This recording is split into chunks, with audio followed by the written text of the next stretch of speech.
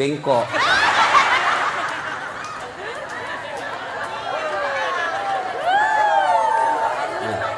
Bu, serius ibu. Ibu ngambil uang sogok misal 300.000. Ya. Lalu ibu makan. 40 hari ke depan setelah makan uang haram itu, jangan ibu mati. Kalau ibu mati, maka ibu mati dalam keadaan kafir. Kenapa ada barang sogok dalam perutnya?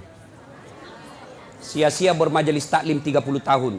Sia-sia mengaji selama 10 tahun kalau ibu mau disogok. Bisa? Ayo, mari ciptakan Balikpapan pil caleg bersih dari sogok. Bisa? Bisa? Bu, jangan ibu. Ibu tidak usah cemas soal perut. Allah yang ngatur rezekinya ibu. Ibu ambil 300.000, berapa kali makan habis, dosanya dibawa sampai mati. Dan demi Allah, tidak ada orang mati kelaparan di Balikpapan. Kenapa? Allah yang jamin rezekinya ibu. Percaya? Mana buktinya? Saya kasih contoh. Itu perut Allah yang ngatur, rezeki makan Allah yang ngatur. Mana buktinya? Cicak. Tahu cicak? Apa dia makan cicak ibu? Nyamuk. Masuk akal enggak? Enggak. Satu terbang, satu di dinding. Mana bisa ketemu? Di dinding cicak. Mana bisa? Iya. Tapi lagu saya waktu kecil apa dia bilang? Cicak-cicak di dinding. Diam-diam merayap, datang seekor nyamuk. Hap! Nyamuk yang datang. Lagu tidak bilang cicak lompat ke nyamuk. Jadi jangan sogok bu ya. Ya, ibu datang pengajian-pengajian kalau ada caleg yang undang, datang dengan niat dapat ilmu, bukan karena dapat jilbab. Ya, kalau ibu niat dapat ilmu di akhirat kelak, Allah cari mana ibu yang datang karena pengajian mau dapat ilmu, ini hadiah dari kamu. Saya kasih kau hadiah surga. Tapi mereka yang datang karena ngejar seragam, ngejar sembako, ngejar jilbab, dia akan berkata kepada Allah, ya Allah, mana pahala aku pengajian? Allah berfirman, kau dulu pergi pengajian, kamu kau dapat jilbab toh? Kau sudah dapat, Min. Tidak ada kau dapat sekarang cilaka. Masih bau kok. Jelas? Nah, berikutnya. Lalu, Nabi berkata, masalahnya nak suka jika. Nabi bilang, Nafisa, tenang. Saya punya urusan. Lalu Nafisa datang kepada Khadijah. Bunda, bagaimana kalau ada laki-laki suka ki? Sembarangnya. Mana ada suka janda orang tua? Nah bilang, iya ada suka. Betul kok, betul. Alhamdulillah. Tapi masalahnya ini yang suka ki lebih muda dari bunda. Tidak jadi masalah. Tapi ini anak buata. Tidak ada masalah. Masalah dia suka di saya. Dia bilang, Nafisa, tenang bunda, saya punya urusan. Coba, ini namanya menjaga harga diri dua belah pihak. Coba kalau Nafisa mau kasih malu Khadijah, datang ke Muhammad. Muhammad, nah suka kau bunda, banyak uangnya, peraski. Kesempatan kau ambil ini uang, banyak, nah suka sekali kau. Coba, kalau juga Nafisa mau kasih malu Khadijah, begitu caranya. Atau dia kasih malu Muhammad, tapi tidak. Kedua belah pihak dijaga harga dirinya. Begini mestinya tim sukses. Jangan cerita kejelekannya orang. Calon ini biarlah, jangan cerita keburukan calon yang lain. Lebih baik cerita kelebihan-kelebihan calonnya masing-masing. Kalau ada datang tim sukses yang cerita kejelekan orang, demi Allah jangan pilih dia. Kenapa? Dilarang dalam agama menjelek-jelekkan orang. Bisa ibu? Bisa. Betul? Betul. 300.000 lewat. Sudah nikah. Khadijah 45 tahun, Rasulullah 25 tahun. Khadijah 40 tahun, Rasulullah 25 tahun. Selisih 15 tahun. Sudah. Setelah menikah, Khadijah sebelum menikah, Bu, Khadijah sebelum menikah itu kaya. Kekayaan beliau 22/3, lebih dari setengah barang-barang mewah yang ada di Mekah miliknya Khadijah. Bayangkan, kaya. Tapi apa yang terjadi? Setelah menikah dengan Nabi, bangkrut, habis duitnya, kasihan. Suatu kali Nabi tidur di pahanya Khadijah. Tidur di paha Khadijah. Tidur. Ibu-ibu sudah pernah kasih tidur di paha? Nah, ibu-ibu sudah pernah kasih tidur suaminya di paha? Bohong-bohong. Begitu suaminya mau dipaha, gendut sekali. Bagaimana suaminya kada selingkuh? Ibu kada tahu mengurusi. Nah, coba itu Khadijah, ibu. Beliau tidur suaminya. Lalu dia lihat-lihat suaminya dengan wajah yang lusuh, capek. Bukan jelek ya, capek. Kan kentara muka yang capek. Seperti mukanya Ustaz Dasad. Capek bu, capek betul. Dia bilang istriku, mama nyecek, kasihan suamiku. Matoa nih kasih. Sudah tidur. Lalu Khadijah melihat suaminya dan berkata dalam hati, wahai orang-orang Mekah, ayuhan nas, wahai manusia, kenapa kau benci betul ini manusia? Dia lihat di suaminya, kenapa kau benci betul ini manusia? Tidak pernah bicara kasar, tidak pernah nipu kamu, tidak pernah ngambil barang hakmu, tidak pernah merugikan kalian. Ini manusia kok kamu benci? Khadijah sambil melihat suaminya, menetes air matanya. Pas menetes air matanya, jatuh di pipinya Nabi. Nabi terbangun dan melihat dan berkata, wahai Ummul Mukminin, ibunya orang Islam, kenapa kau menangis? Apa kau menyesal menikah sama saya? Tadi kau perempuan janda yang dihormati, sekarang kau dihina gara-gara suamimu saya. Apa kau menyesal karena tadi kau kaya, sekarang kau miskin? Khadijah berkata, tidak demi Allah. Saya tidak pernah menyesal menikah sama engkau ya Muhammad. Malah saya bangga engkau menjadi suamiku. Cuma yang aku pikir, saya sekarang sudah tua renta. Sebentar lagi ajal menjemputku. Hartaku sudah habis. Siapa yang akan menolong engkau nanti ketika ajal sudah menjemput saya? Orang tidak menghina kamu di Mekah. Orang masih malu menyerang kamu karena ada Khadijah, janda bangsawan Mekah yang disegani. Bagaimana nanti kalau saya sudah meninggal? Siapa yang tolong kamu? Siapa kasihan yang kasih bantu lagi kau keuangan? Lalu Khadijah berkata, ya Muhammad, andai saja besok saya meninggal, engkau kebumikan saya dan tulang-tulangku kau bisa jual untuk membantu dakwamu. Andai tulangku laku untuk kau jual untuk bantu dakwamu ya Muhammad. Cintanya Khadijah kepada suaminya. Kita ibu, bukan cinta, naja suaminya. Baru 1 jam pergi suaminya menelpon, di mana kau pak? Tekon lisu, pulang kok. Awas kok ndak pulang kok. Ini. Nggak ada di sini. Nah, motor lolos. Bu, halo ibu. Biar ibu jidatnya hitam sholat.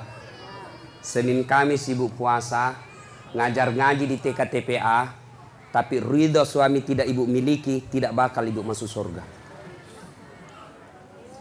Bahkan Nabi jelaskan, andai saja boleh manusia sujud kepada sesamanya manusia, itu istri saya wajibkan sujud di depan suaminya. Kenapa bisa Ustaz? Karena ibu harus tahu, kami laki-laki suami tidak boleh masuk surga sebelum istrinya dulu diperiksa. Kalau ibu rajin sholat, ibu rajin puasa, ibu rajin tadarus, suaminya peselingkuh, suaminya tukang judi, suaminya tidak sholat, suaminya pengedar narkoba, tapi ibu alim, muslimah yang baik, tidak ada urusan. Suami masuk neraka, ibu tetap masuk surga. Bahkan Nabi menjelaskan istri yang taat sama suaminya, padahal suaminya pembuat maksiat, kata Nabi, nih 7 surga kau masuki, tadkhulul jannati bisalam. Pilih kau ini 7 pintu surga mana kau masuki. Meskipun suamimu bajingan. Beda kami laki-laki. Suaminya ulama, suaminya penceramah, suaminya hafiz Quran, tapi istrinya tidak pakai jilbab. Istrinya suka pi bertetangga bertengkar, suaminya suka menghasut, suaminya suka ngambil kue kalau pi pengantin. istrinya. Ibu-ibu Pak Doko. Yang selalu saya istilahkan ibu-ibu Columbus. Kelompok ibu-ibu pembungkus.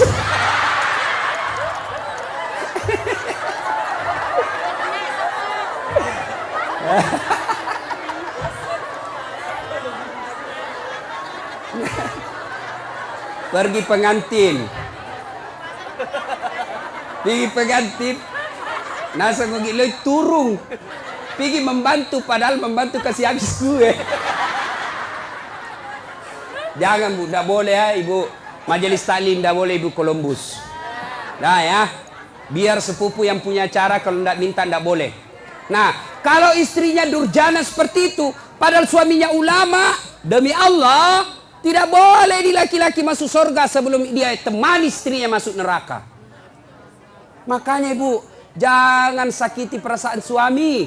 Susah jadi suami Bu, kami tanggung dunia akhirat. Ini suka dia takut-takuti suaminya. Kalau ada tamunya suaminya, dia tidak ngomong tapi matanya. Ada juga itu istri begitu. Dia pelototi mata suaminya.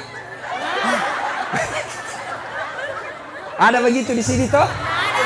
Ada, makanya ibu ketawa. Anu Ibu Di, saya izin dulu pergi sama temanku.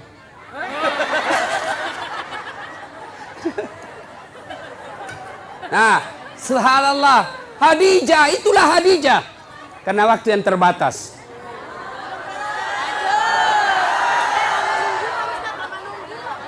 Bu, berapa jam Ibu menunggu? 4 jam. Kalau Ibu menunggu ikhlas, itu yang nambah-nambah amal. Tidak ada yang sia-sia dalam Islam Ibu. Tidak ada yang sia-sia. Menunggu dakwah itu amal. Ibu menunggu. Saya juga menunggu pesawat tadi. Coba sama-sama menunggu. Nah, sampai lagi tadi di pesawat di atas udara lama dia putar-putar. Kubayangkan lagi mama nyece. Bagaimana kalau saya mati? Siapa yang? Janda istriku masih muda. Coba. Sampai di sini langsung disuruh ceramah. Ibu cuma diam-diam ketawa.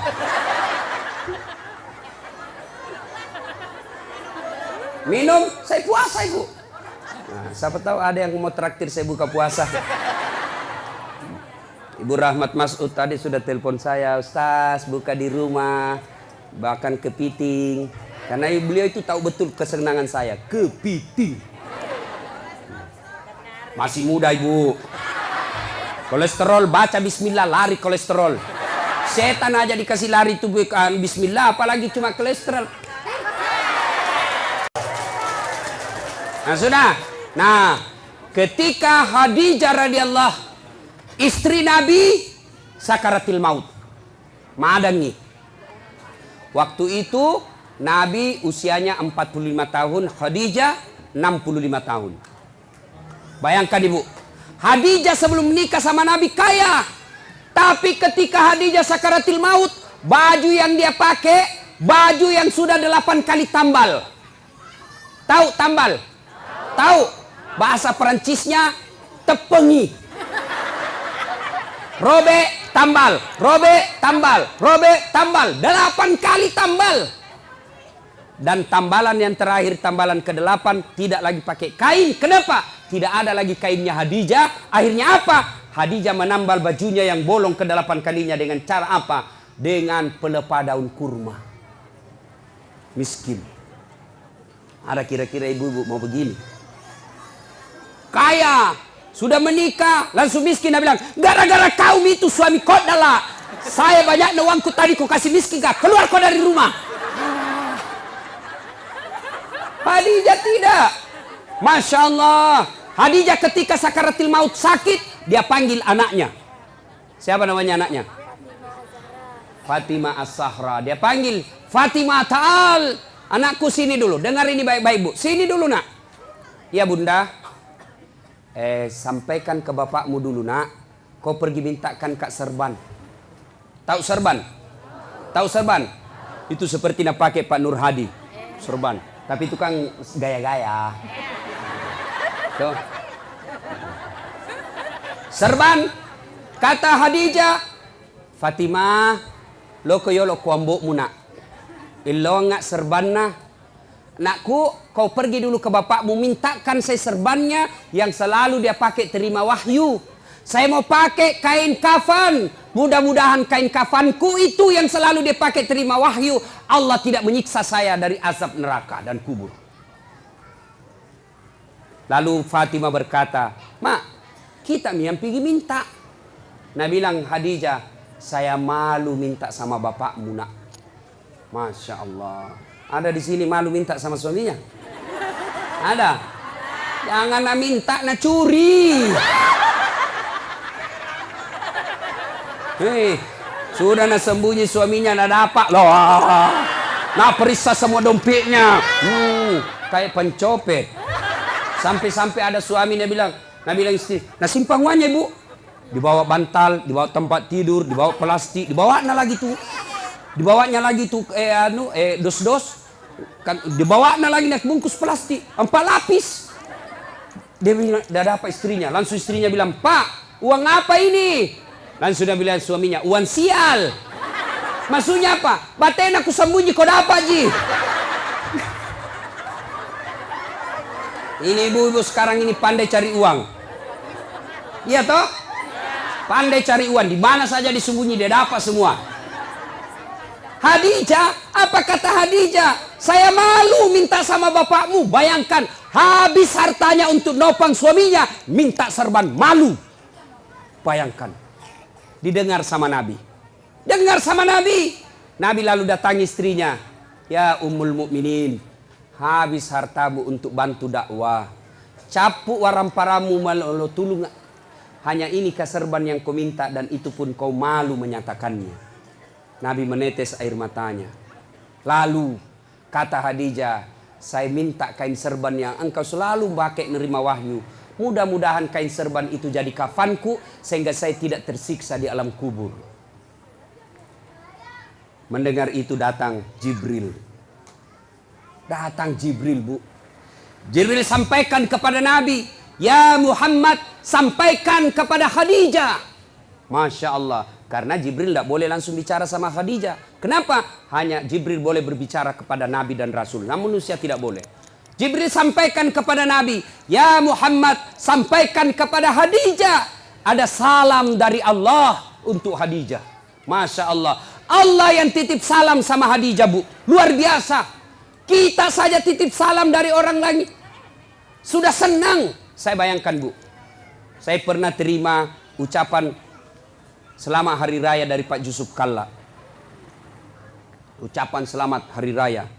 Istana Wakil Presiden Republik Indonesia dengan ingin menyampaikan selamat hari raya Idul Fitri, mohon maaf lahir batin. Taqabbalallahu minna wa minkum. Salam hormat Yusuf Kalla, Wakil Presiden Republik Indonesia, kepada saudara Das Atlati.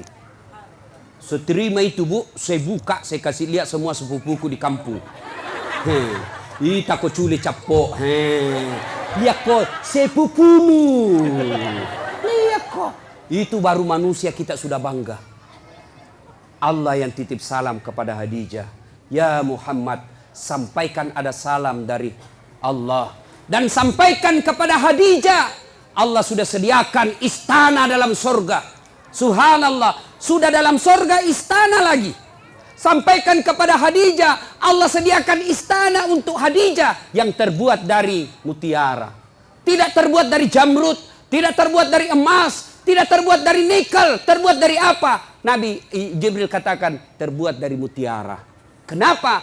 Khadijah punya sifat mutiara. Apa sifat mutiara? Ibu tahu mutiara? Hidup di dasar laut. Yang masuk ke dalam perutnya pasir. Yang masuk ke dalam tanahnya kerikil-kerikil. Tapi setelah masuk dalam perutnya Khadijah, perutnya mutiara, apa yang keluar? Tadi keluar pasir. Tadi keluar kerikil-kerikil batu. Apa yang keluar setelah dia buka cangkangnya? Apa yang keluar? Mutiara. Artinya Khadijah tidak pernah cerita keluhannya kepada orang lain. Ini yang ibu-ibu banyak miliki sekarang. Suka cerita kelemahannya, suka cerita masalahnya rumah tangga kepada orang lain. Bahkan lebih aneh lagi, dia cerita kelemahan suaminya di Facebook.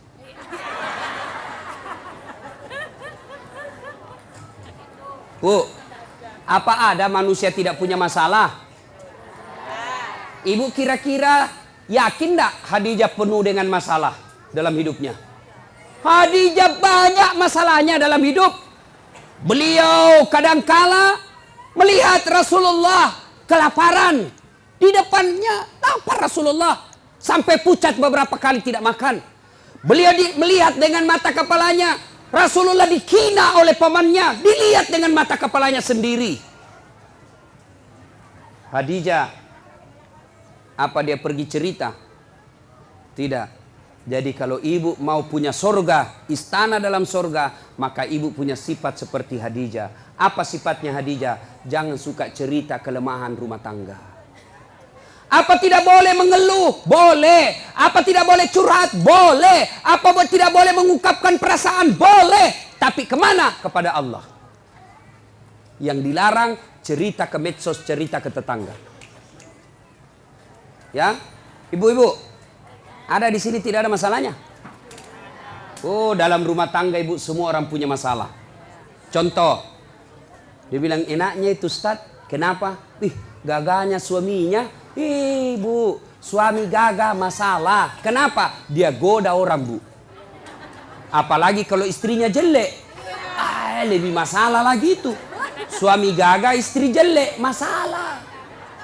Berarti bagus kalau suami jelek, Ustaz. Suami jelek dihina orang. Kita lagi malu jalan sama dia.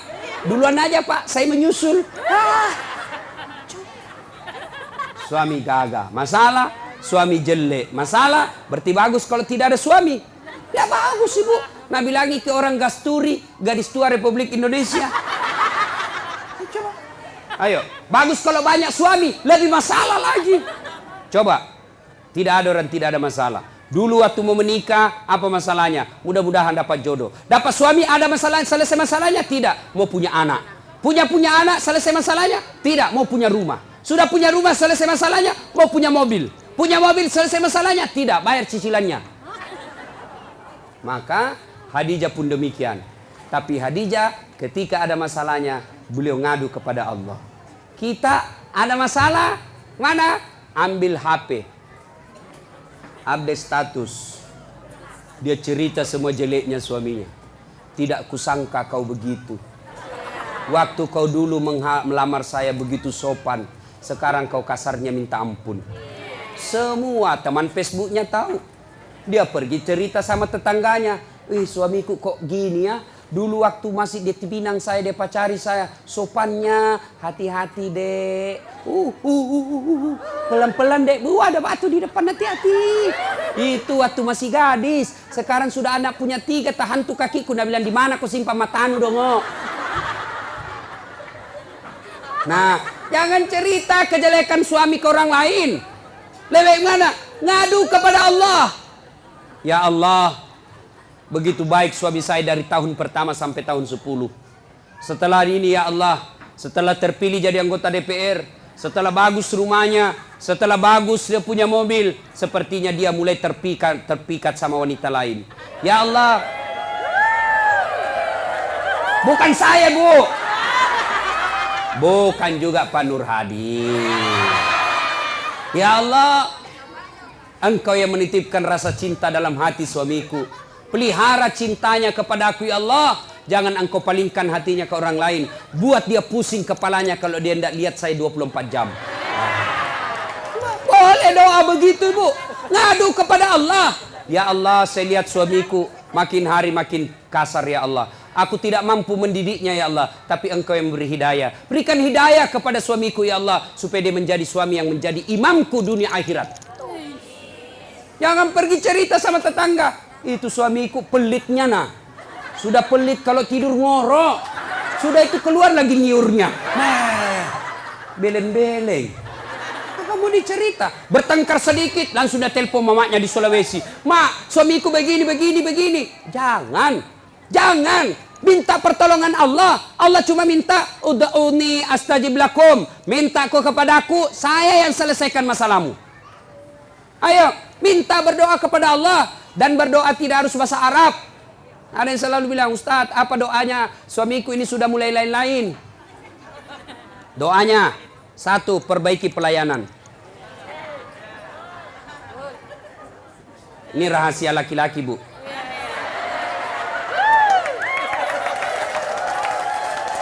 Bu, yang kedua, hormati mertuanya, muliakan orang tuanya, saudaranya juga.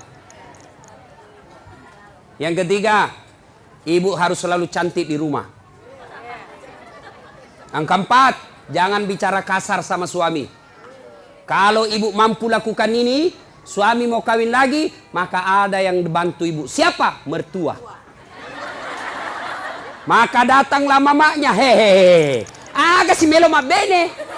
Apalagi kau mau kawin lagi itu. Coba lihat itu istrimu, bagusnya Masya Allah. Kalau saya datang ke Balikpapan, saya belum bangun sudah siap sarapan.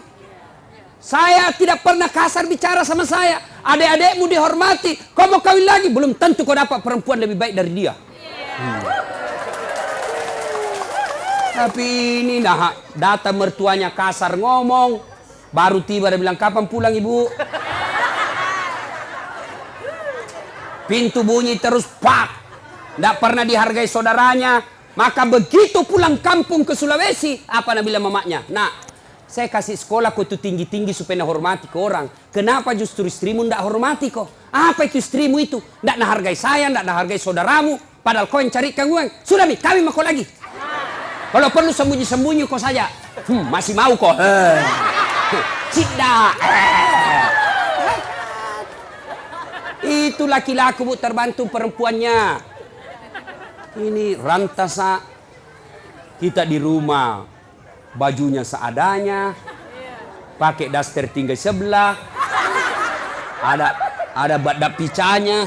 Nah kasih bontek matanya. Pegang remote control. Nonton televisi nangka kakinya. Nangka kalepaknya menguap. Bagaimana suami tidak stres? Nah kira King Kong. Ya ketawa, saya serius ini bu. Hancur ibu-ibu ini hancur.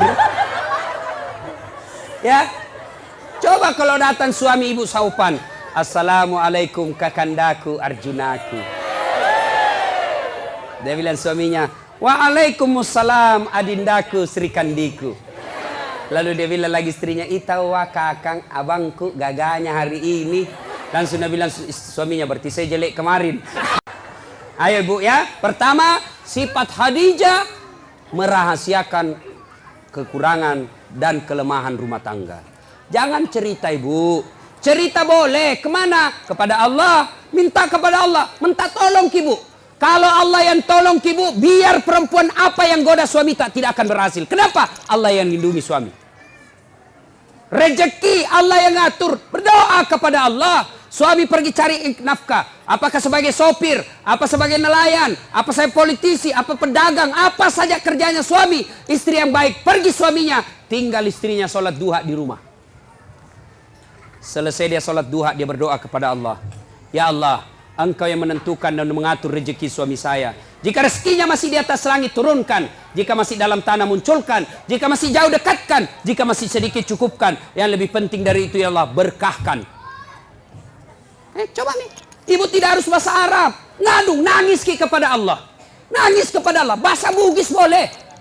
Daripada bahasa Arab tidak ditahu artinya. Nabalam malaikat apa maksudnya nih ibu ini? Dia mau doa bukan rezeki dan minta hujan. Tidak harus bahasa Arab. Boleh ibu berdoa begini. Bu dengar. Ya Allah, Engkau sudah tahu apa masalahku ya Allah. Engkau melarang saya minta tolong kepada manusia. Engkau melarang saya menyembah kecuali kepadamu ya Allah. Maka saya datang kepadamu mengadu ya Allah. Selesaikan masalahku ini ya Allah. Sudah itu berikutnya didik anak dengan baik. Bu, pakai filosofi seperti mama saya. Biar saya miskin. Biar minda ada sekolahku. Tapi kuurus anakku baik-baik. Mudah-mudahan anakku nanti angkat derajatku. Ibu kan tidak mungkin maki jadi camat ibu toh. Tidak mungkin maki jadi di sini jadi bupati. Ya, susah ibu. Tidak mungkin mi. Tapi didik anak dengan baik. Anak tak nanti yang jadi bupati. Susah jadi pengusaha tanker, po. Punya kapal tongkang, punya kapal ini. Agaknya susah, ibu. Doakan, didik anak, mudah-mudahan anak tay milik nanti itu. Tidak mungkin menjadi dokter ki ibu toh? Tidak mungkin. Maka berdoa, didik anak, mudah-mudahan anak tak jadi dokter. Nah, ibu silakan kerja apa saja, mau berpartisipasi dunia apa saja, tapi ingat fungsi ibu ada dua. Satu sebagai istri, dua sebagai ibu. Untuk anak-anaknya. Tidak ada gunanya sukses segala-galanya kalau anak berantakan. Contoh ibu, ini sudah kejadian ibu. Ya, kejadian ini. Ini ada anak-anak yang curhat sama saya. Usia 15 tahun. 15 tahun ibu. Ustaz, hamil pacarku.